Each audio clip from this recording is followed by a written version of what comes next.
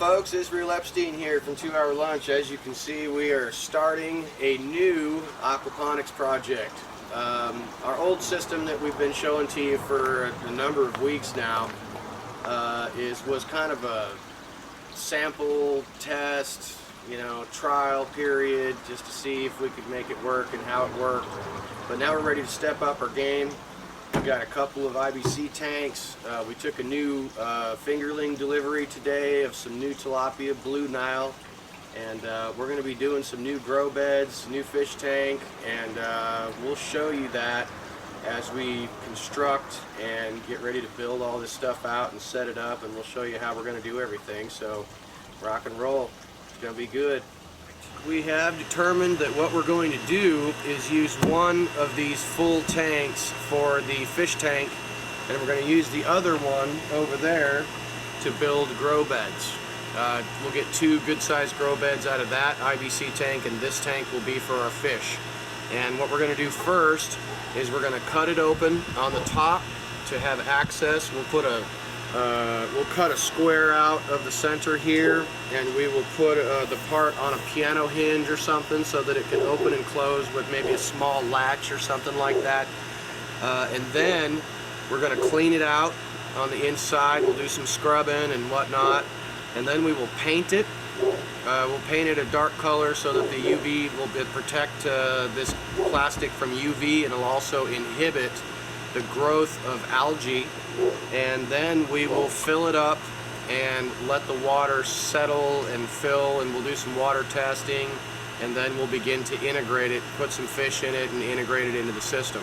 So the first thing we're going to do is determine where we want our opening to be for the top for easier access, and we'll kind of show you in fast motion as we cut and do some other things. So hang in there for just a minute and we'll get started.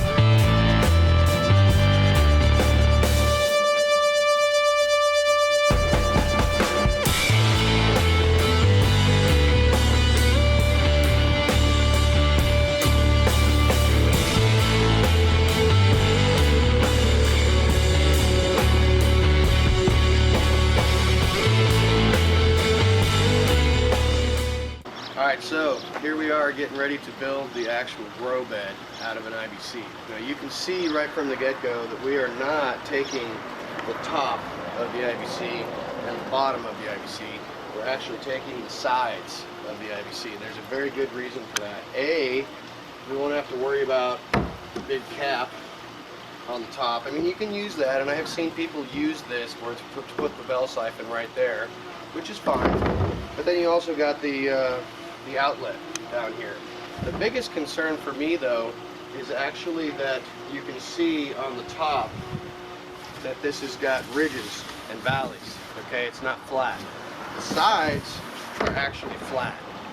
So we're going to be using this to get us a good flat surface for our bell siphon where everything should drain and not have any dead spots. So that's why we're using the sides of the IBC instead of the top and bottom. Now, if you want to pan right over here, you can see the cage. Yeah, it would be better as far as the cage is concerned to use the top and the bottom because you're going to have cage on all four sides. Whereas because we're cutting it like this, we're going to have open sides, which is not a problem because we can use strips of metal or strips of wood that are affixed to these sides to complete the two sides. So that won't be really a big issue. What I'm more concerned about is making sure that we have good flat bottoms that are 12 inches deep, and we'll have two good sized grow beds from this IBC. And now we're going to get to cutting the IBC, and then we'll get to cutting the IBC frame, see how everything sits and lines up, and then we'll start talking about how we're going to finish the sides off. So we'll get to doing that right now.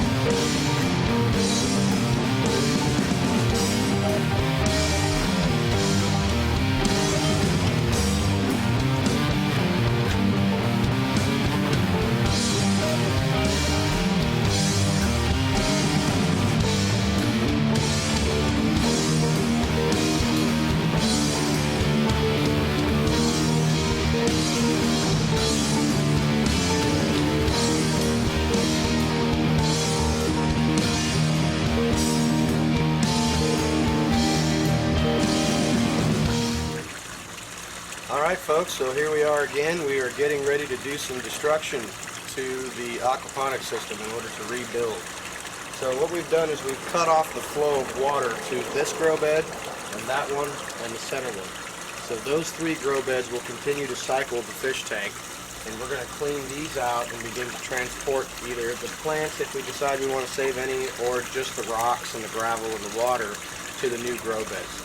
So you can see as we begin to harvest the cucumbers and trim them back, we may keep some of the small plants and just let them grow back, or maybe not. We'll just start fresh. We'll see. So the first thing we're going to do is just kind of clear out this old romaine lettuce here that's kind of gone to seed. Plant some new stuff. Give them a shake. You don't take too many rocks with you.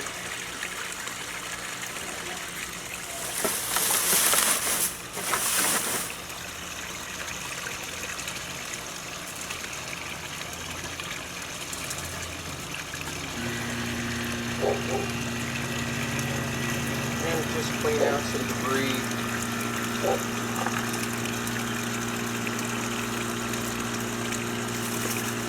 And that one should be ready to go.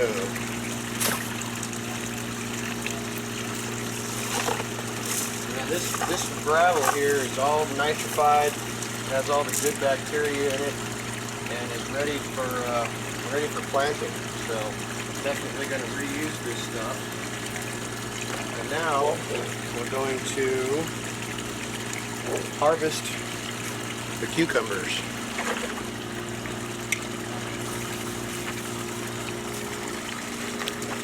Got some decent ones on here.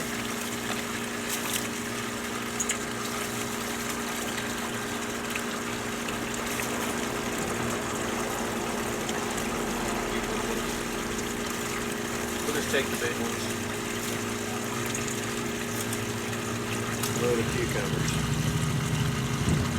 Pretty good load. So we'll set those aside. Okay, now we're going to take these out of here.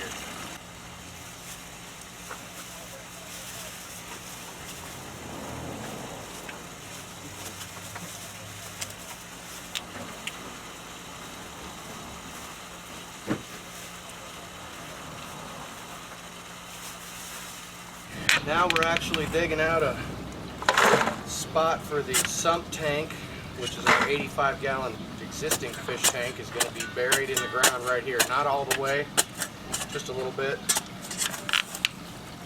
Just to get it underneath the grow beds.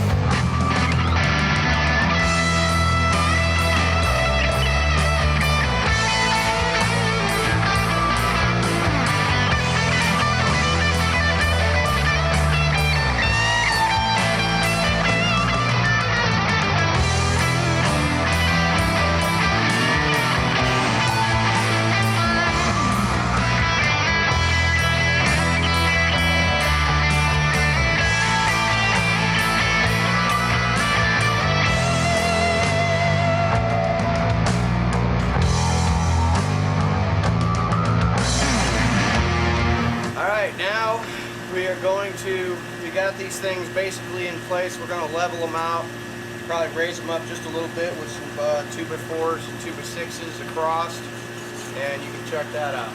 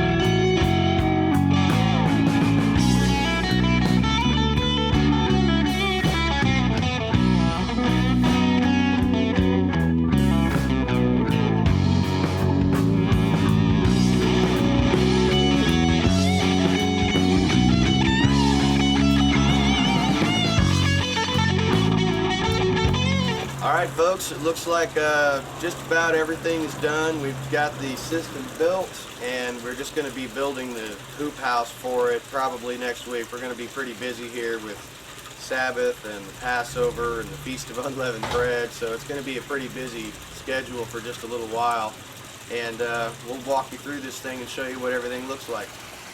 Alright, so we've got our 2 grow beds set up. We can, you can see in here that we have some pea gravel. We did take all of the existing rock that we had in our system with the good bacteria and all of the existing water from our system with all the good bacteria.